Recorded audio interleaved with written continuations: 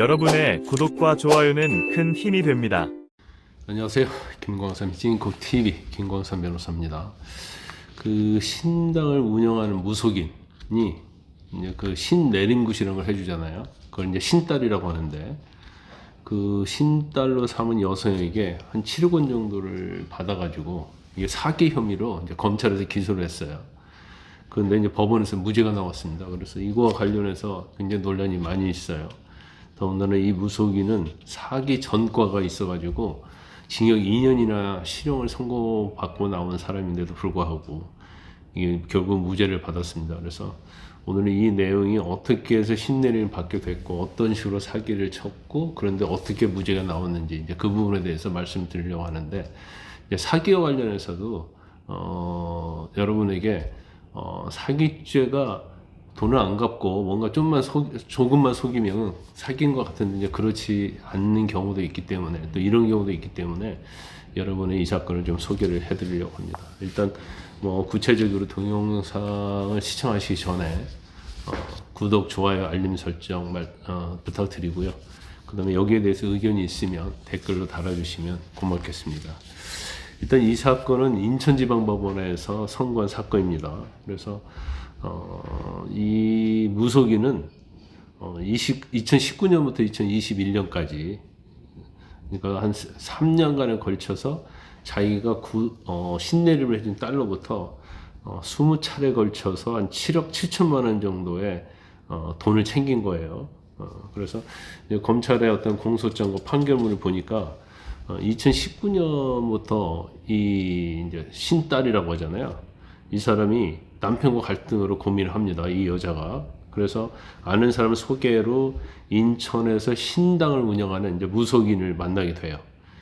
그런데 이 무속인이 이제 굿을 해줬다는 거예요. 이 사람에게, 이 여자에게. 그러면서 당신은 무속인 팔자다. 남편하고는 이혼해야 당신과 아이들이 살 수 있다.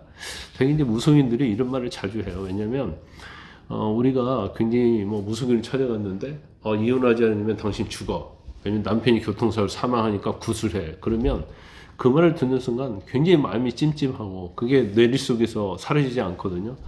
그래서 이제 엄청나게 많은 돈을 주고 굿을 하게 되고, 또 사고가 안 나고 죽지 않으면 굿을 해서 죽지 않았구나 이런 생각을 한단 말이에요. 근데 뭐 제가 볼 때는 그건 전부 다 거짓말이다. 어떤 사람의 어떤 궁핍한 상황, 이런 것들을 궁색한 상황, 궁박한 상황을 이용해서 무속인들이 이렇게 돈을 사기치는, 갈치는 경우가 굉장히 많기 때문에 이제 속으시면 안 됩니다. 그래서 일단 이 여자분한테는 이혼해야지 당신과 아이들이 살 수 있다 이렇게 충고를 해요. 그러면서 이미 당신한테는, 그 여자한테 말하는 거예요, 아주 큰 신이 이미 몸에 와 계신다. 그래서 신내림을 받아야 된다 이렇게 조언을 했다는 겁니다. 그래서 결과적으로 이제 신내림 굿을 이 여자가 받게 되죠. 그러면서 이제 신딸이 된 거고, 이 무속인을 아버지라고 부른 거예요. 그러면서 이 무속인이 뭐 건설회사까지 운영을 했다고 합니다. 그래서 이 회사에서 직원으로 또 일까지 하게 됩니다.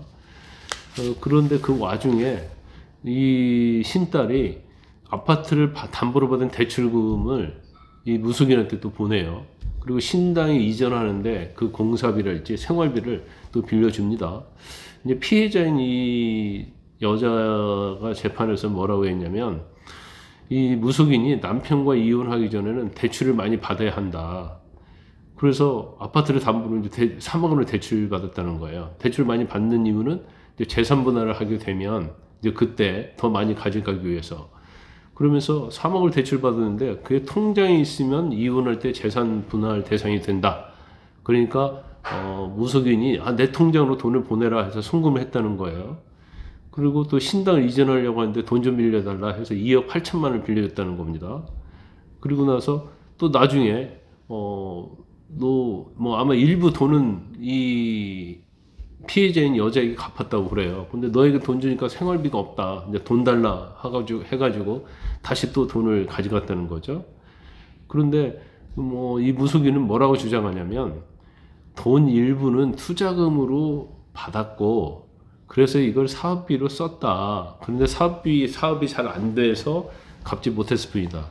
근데 이게 전형적으로 이제 사기꾼들 쓰는 수법입니다. 저희도 뭐 사건 수없이 많이 하지만 대부분이 이런 형태로 가서 이제 사기로부터 이제 벗어나는 경우가 굉장히 많죠. 그러면서 나는 피해자를 속인 적이 없다. 그리고 실제 그 당시에 빌린 돈을 갚으려고도 했고 능력도 있었다. 그런 식으로 이제 얘기를 한 거예요.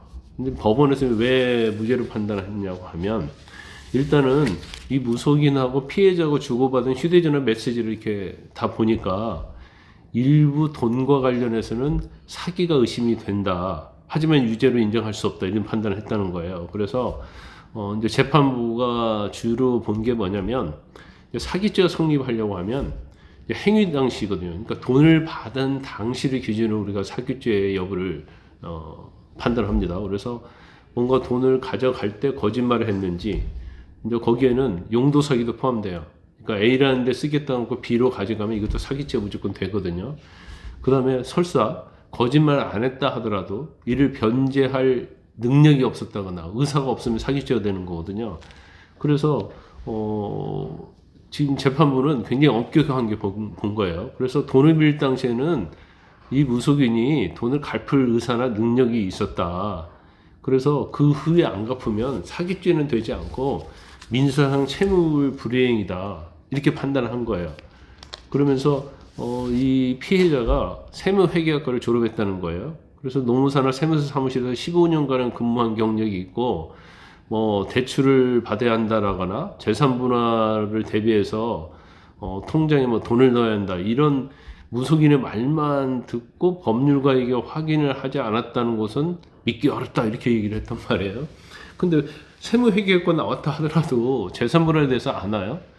뭐 물론 뭐 그 무속인이 이 피해자에게 신내는 것을 해줬잖아요. 그러면 어떻게 보면 영적으로 신적으로는 그 무속인이 어떻게 보면 강한 힘을 갖고 있고 영적으로 지배할 수도 있고 경우에 따르면 가스라이팅 할 수 있는 거죠. 그런데 그 상태에서 이런 것을 알아보지 않고 돈을 줬다. 그래서 이 피해자 말을 믿기 어렵다.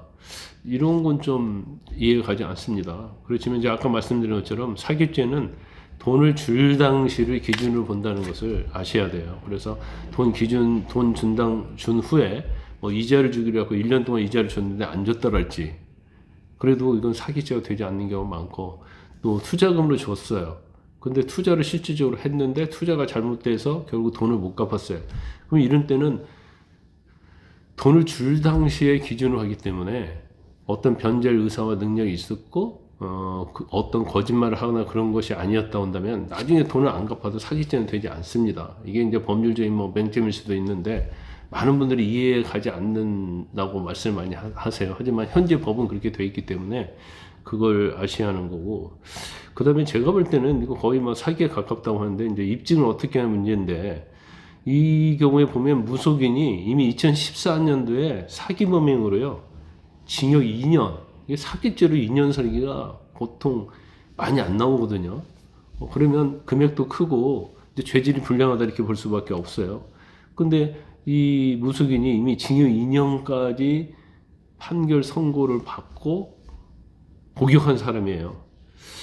그렇기 때문에 이걸 이해가 가지 않는데 근데 오늘 재판부는 이거를 무죄 유리한 정황으로 썼어요. 뭐냐면 어떤 의심이 들긴 하지만 또 피해자 측에서는 뭐 여러 가지 이 재정 상태랄지 그런 사실까지 다 알고 있었기 때문에 돈 줄 때는 이미 못 받을 가능성도 있다고 예상을 했기 때문에 뭐 속인 것은 아니다. 이제 이런 식으로 판결을 한 거죠. 그래서 아마 피해자 측에서는 굉장히 억울하다고 생각할 겁니다. 그런데 이런 경우가 수사받을 때도 왕왕 있죠. 그래서 이제 항상 이런 사기를 당해서 이제 고소를 한다거나 아니면 사기로 고소를 당했을 때는 사실은 형사 전문 변호사하고 잘 상의를 해야지 억울한 일이 발생하지 않습니다. 그런데 제가 볼 때는 이 피해자는 좀 억울하긴 억울할 것 같습니다.